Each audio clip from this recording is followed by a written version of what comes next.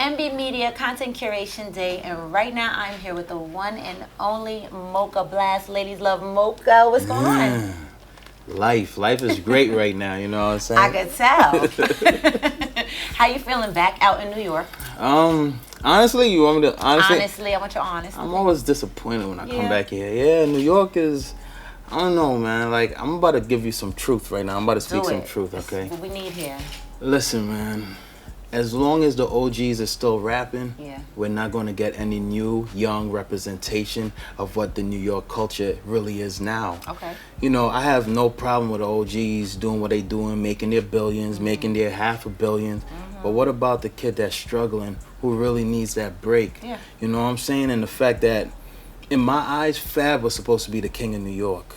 He's supposed to be the king, but Jigga, he ain't giving up that reign at all. Yeah. He's not. And I don't fault him for that because nobody gave him a chance. But it comes a point in my eyes that I just think that New York, I mean, Meek is doing it now with the help of Jay-Z, of course. But it's disappointing because I just feel like New York lost its identity for the simple fact a lot of the rappers here sound like Chicago rappers. And that bothers me. It feels like the good old days of the Cool G raps, the Nas, you know, the Rapper Noise, the Mobb Deep. Everybody in New York lost their identity. There's a couple people still trying, though, the Davies and there's a couple people trying to bring that New York sound back, but I understand exactly what you mean. Yeah, you know. I feel you. But we're here to talk about you, Moka. Of course. So let's talk a little bit about that Too Handsome movement. Explain to me what that's about. Man, like the Too Handsome, we got the barbershops coming out, but usually when I go different places, you know, that's what the ladies say. They be like, he's too handsome. You know what I'm saying? They don't even say I'm handsome. They use the word too. Too handsome. You know, the adjective to describe. We opening up a franchise of barbershops, and we're starting in Vegas. Then we're going to branch out to Phoenix, and the barbershops are a little different. Okay. We're going to have televisions in the floor you could walk over. We're going to have televisions in the wall that you could play video games. We'll probably have 4 televisions in the wall with 4 Xbox stations. Wow. Okay. We're going to have a shower, or 5 by 7 feet. We're going to have the washer, the dryer. We're going to have a bunch of different stuff, charging station. We're going to build a stage. So picture this. You're getting a haircut and somebody's performing. Wow. Different. Right. Yeah. The end all for me is to have a barbershop and you could watch people running a full court basketball game. Wow, that'd be dope. That's what I really want. Or people fighting in the ring, you know. Instead of you pulling a gun to go shoot somebody, put the guns down, pick the gloves up, and lose her by lunch. So eventually that's what the Too Handsome is going to be. We're going to try to infiltrate the community and stop the violence. Nice. I like that. I like that a lot. Now, over 1 million views on the What I Got on YouTube. What is the focus? Is it music Moka? Is it behind the scenes Moka? What's the focus? Because I know you're doing everything right now. Ah, man. That's such a great question because a lot of people are always asking me the same thing. Yeah. And you know what it is? Is whatever my heart desires when I wake up that day. Because some of the days I wake up and I'm like, I want to be the next Spike Lee, and then other days I'm like, nah, you know what? I'm going to be the next Cool G Rap, the next Nas. Then the next day I'll wake up and be like, you know what? Let me go fight. Let me go over to Thailand and go win a championship, you know? So the whole thing is, it's more like, I only got like 4 years left in the music, so I'm transitioning into the cinematography, into the film world, because that's where the money's at. Yeah. You hearing films making 1.2 billion. You know, Avatar, Titanic grossed over 2 billion. Yeah. Black Panther did 1.6 billion. That's to me, those numbers are telling me, well, if it makes $1 billion, then somewhere along the line, I can make $1 million. Exactly. You know what I'm saying? So I'm on board. Definitely. Now, your daughter is an artist too. Shout out to the Little Dipper. Which is extremely dope. Yeah. What are you teaching her or telling her about the music industry? What are you telling her to watch out for? What are you telling her to do? I let her make her decisions herself. And then she comes back to me and she'll be like, Daddy, what do you think I should do now? Right. And I'd be like, what are your options? So Lil Dipper is like a standalone entity. Right. She's really my daughter because she doesn't want my help. 99% of the time she writes her own lyrics. She picks her own beats. I mean, the only help she gets is I have to purchase the beats. So I'm teaching her ownership. You have the ownership.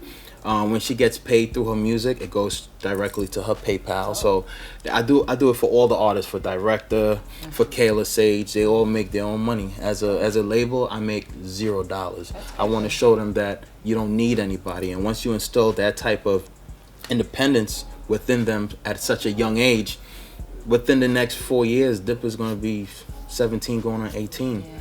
She's going to be on the cover of Double XL. Same thing like with Director. I'm going to make sure all my artists, everything that I ever wanted and nobody ever did for me, I'm going to make sure they make it. Because if they make it, I make it. That's so, you know, so Lil Dipper, she's going to probably, I'm saying this right now, she's probably going to be the biggest female artist ever, because you got to look at it. Okay. Cardi B is Trinidadian and Dominican. Yes. Nicki Minaj is Trinidadian. I'm Trinidadian. My father's side of the family is from Venezuela. So that Trinidad root within the female artist demographic, rapper-wise, it seems to carry over. And I love Nicki. I love Cardi. But my daughter, to me, she's going to shut it down. She's going to do her thing. She's going to do her thing. Okay, we can't wait. Now, you work with major artists. You've been on radio. All the time. What is it that you can say that you're still chasing as far as the music goes? It's so funny. I talk to Director. Director is he's my go-to. He's like my soundboard. Shout out to Director. You know what I'm saying? So I'll wake up every day, and some days I wake up and I'll be like, I feel like I failed at life. Believe it or not. Because some people will look at me and say, Moke, you're so successful. Yeah. I think I failed. I think somewhere along the line I never had, my dad was never there. My mom wasn't there. I was raised by a barber, straight, big shouts to Manacho. He took me under his wing, straight, hood, a hood nigga.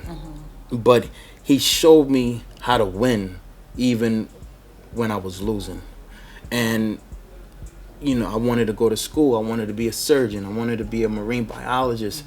I wanted to do all of that. But in life, where I'm at now, I just feel like I failed. So in order for me to feel like what I'm chasing, I want the people, the young, the youth under me, I want them to win, because that's going to make me feel like my purpose was really served. Yeah, so I feel like my life been a waste, just being in the streets, just a waste. And this is me just speaking honestly.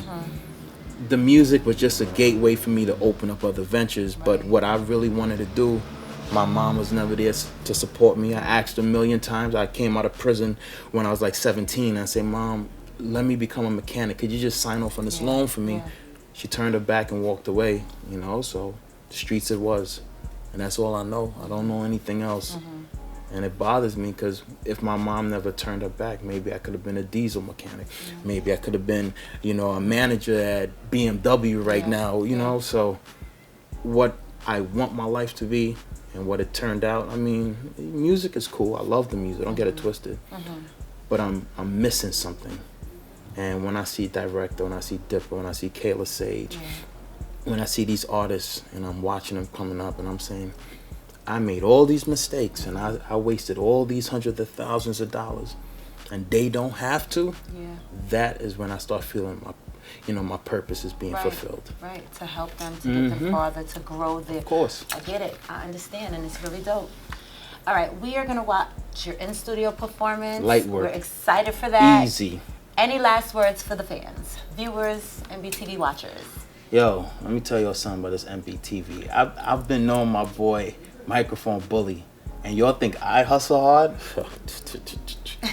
It's all about that MBTV, and if Microphone Bully wants to, we can make that MBTV Moka Blast TV, and that's what you're watching right now. We got the album coming out, 91919, highly irritable, because right now in my life, I'm just annoyed at practically everything, you know what I'm saying? But I got some features on this album, I got Joel Ortiz, I got Molly Stacks, produced by Arsonist from the Heatmakers. I got the #1 female rapper from London, Lady Leisha, she's on this, and I got Director on like 6 tracks. So we're going overseas. We're gonna shoot a lot of videos. Be on the lookout. We're gonna do BET World Premieres now. So we taking the videos to the next level. What I got was just my intro to the 1 Million Club. Now I'm really about to step it up. I'm going to get to 1 million subscribers. I'm going to ramp everything up, and you're going to see what we're about. This is the FGC Dynasty with the general speaking, forever getting cash. You know what I'm saying? And it's all about that MB, baby. Microphone bully. We in the building.